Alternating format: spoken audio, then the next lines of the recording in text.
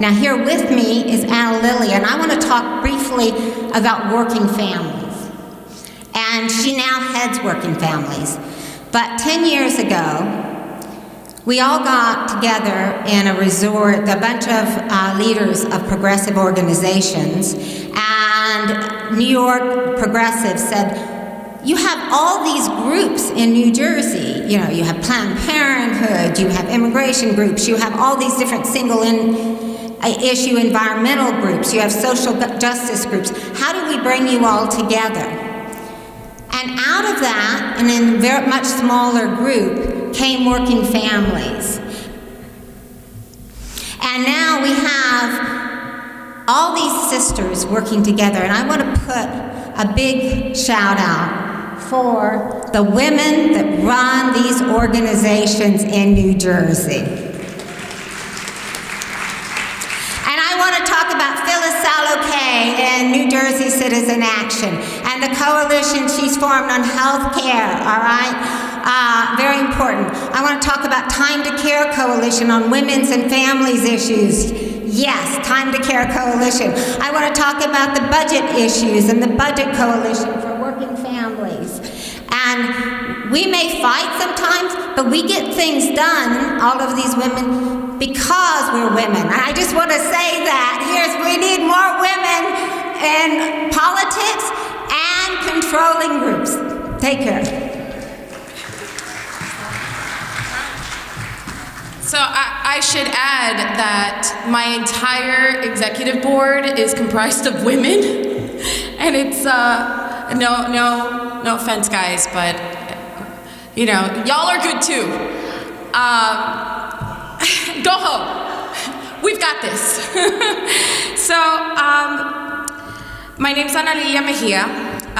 Like Marcia said, I'm the director of Working Families, New Jersey Working Families. We're the New Jersey arm of a mostly national organization, kind of national organization. We exist in different states in different forms. Some of you who have moved to New Jersey from New York maybe know that in New York we actually are a party.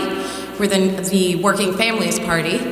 And where we have an individual line, and because in New York you have fusion voting, which essentially means that you can run on two lines and make it very obvious. Someone may need to take the baby.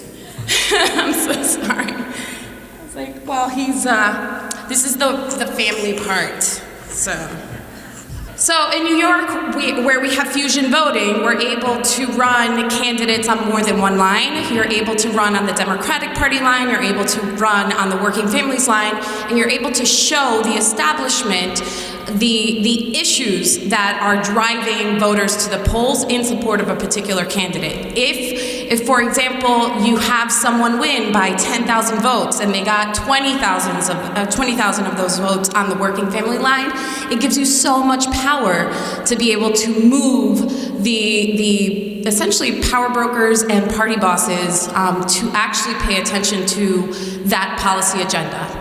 I lay that out because unfortunately in New Jersey we do not have that, and so we have to figure out different ways in which we can build leverage and power. And the most effective way for all of our organizations to actually do that is to work in coalition, like Marcia said.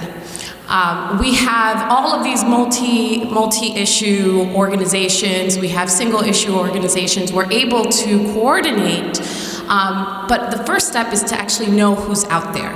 So I want to share that, you know, for all of my newly mobilized brothers and sisters, I think the most important thing for you to do is to power map, to try to figure out who has been engaging in which issues and try to connect to those folks. It's actually a really, really tiny, small, itty-bitty world.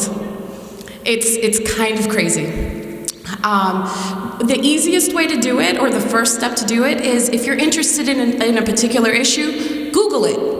If you Google it, like Google for example, voting rights.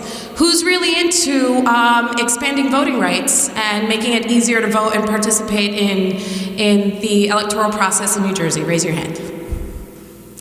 I hope all of you eventually raise your hands, especially those working for candidates. Matt, I'm looking at you right there. All right, so one of the if you're interested in this issue, for example, I would, and I'm raising this because Elizabeth, you started pointing this out when we first walked in.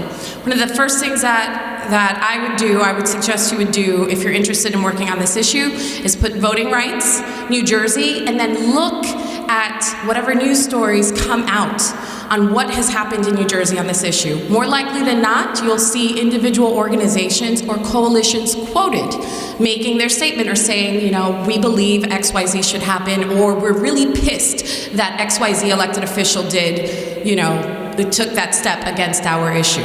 You then look at, once you've figured out what organizations have been weighing in publicly, figure out which connectors can bring you to those organizations, whether it's a union, whether it's, I mean, we have tentacles everywhere, clergy, political organizations, community organizations.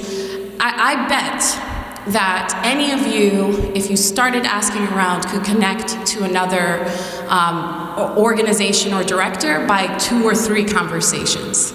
I mean, honestly, it is actually that small. You know, to drive home this point about effective coalitions versus, or effective organizing versus less effective, I'll call it.